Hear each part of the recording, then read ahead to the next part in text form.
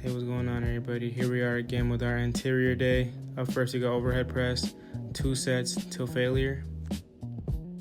You're gonna see over time that I don't really like to diversify my movements. I kind of like to keep them the same, which I understand can be bad or good, but I find that these movements that I've been doing recently have been working out best for me. And since I'm doing the anterior and posterior, I'm pretty much covering every part of my body and every muscle that needs to be worked out.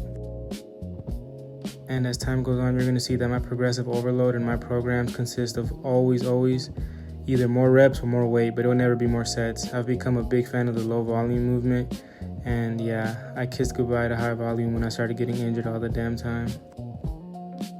And now on low volume, I barely get injured, but one of the biggest principles of low volume is you have to have super high intensity, as you should in every program, but super high intensity is so valuable because you only have 2 chances to get it right. Up next, we have 2 sets of push-ups till failure. Ladies and gentlemen, never ever forget your calisthenic movements. I know they might seem annoying and it's sometimes high rep ranges, but they work wonders and they're just so good for injury prevention. I've been dealing with injuries on and off since 15 years old when I got into track for the first time, and I find that whenever I just not even fully go calisthenics, but when I incorporate a lot of calisthenics into my workouts, I just wake up feeling overall better and just healthier.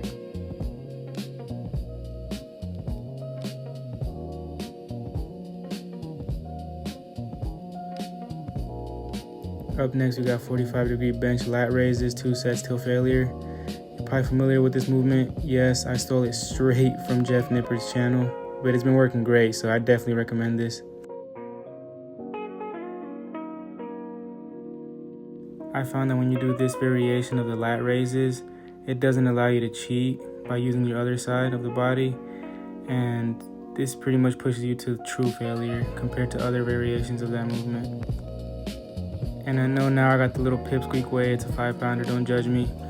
I've been dealing with a little pec strain because I forgot what I was doing. I was being an idiot, but I'm dealing with a pec strain, so whenever I do the 12-pounder on my left side, I feel a weird stretch there, and I'm not trying to tear nothing. You got me so messed up. So I just drop the weight tremendously and do high reps instead. It still works equally the same.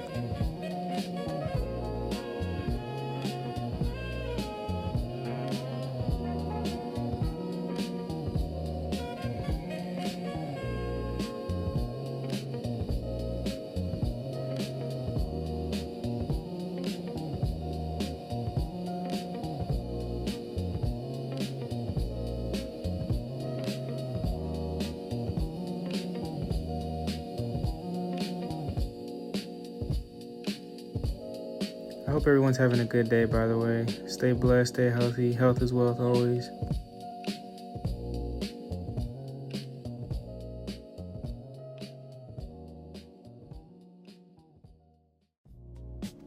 You can see how paranoid I get. That literally goes to show, man. I've been injured so much, and after those 2 knee surgeries, man, I never want to be on an operating table ever again. Up next, we got dumbbell crossbody drags, 1 set till failure. I absolutely hate core workouts, just like everybody else, but you have to do them, especially if you're planning to live a healthy physical life. You do everything with your core, so you got to work it out. But these are brutal. I recommend these. This is also really good for your lower back stability.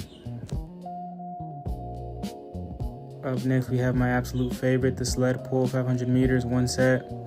That's roughly 500 meters, don't judge me. I'm not too good at measuring, but I forgot what I measured it with. But yes, roughly 500 meters. And I do these a lot for my knee health because, like I mentioned earlier, I've had 2 knee surgeries. And so in order to compensate for my poor knee health and my poor tendons, I strengthen the muscles around them as much as I possibly can so they can overcompensate for my knee. And I found that it's actually been helping out a lot. Don't mind those goddamn birds in the background, by the way. I also forgot to mention I'm pulling 40 pounds worth of weight. I'm not counting the sled because I'm not sure how much it weighs, but if we're talking about just strictly weight plates on there, it's 40 pounds. And yes, I know as a 21-year-old man, that's very embarrassing and that's very low weight, but I had to start from the bottom just because overall factors of my body. But Yeah, little by little is going up. I mean, at one point I was pushing like 25 pounds, which was terrible. And at that point I was barely pulling it. So progress has been made. Also, can we talk about how it's almost 70 degrees in the middle of January in Georgia? That's nuts to me. All the time in Georgia, it's always been freezing cold by this time.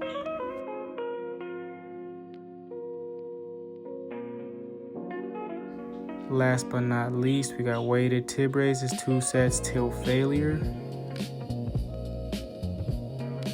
These are incredible for the knees, by the way. They help with your shock absorption, so whenever you're jumping around, doing whatever you're doing that requires a lot of load on your tendons, this takes off a lot of that load.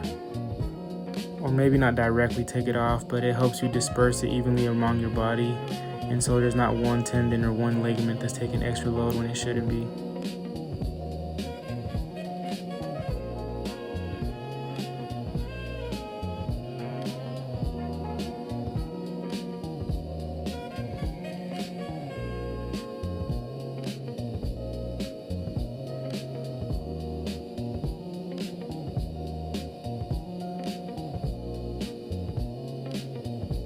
Last but certainly not least, we got the physique check. Not too bad, not gonna lie. You're actually starting to see a little bit of my striations in my abs, which is crazy. I've never ever had abs in my life. Back looks pretty good. I gotta get rid of those little love handles in there, but for the most part, I'm looking pretty good. I'm very proud of myself. I've never been this lean, and I know that's kind of sad to say because I'm still pretty fat, but pretty decent. See y'all next time.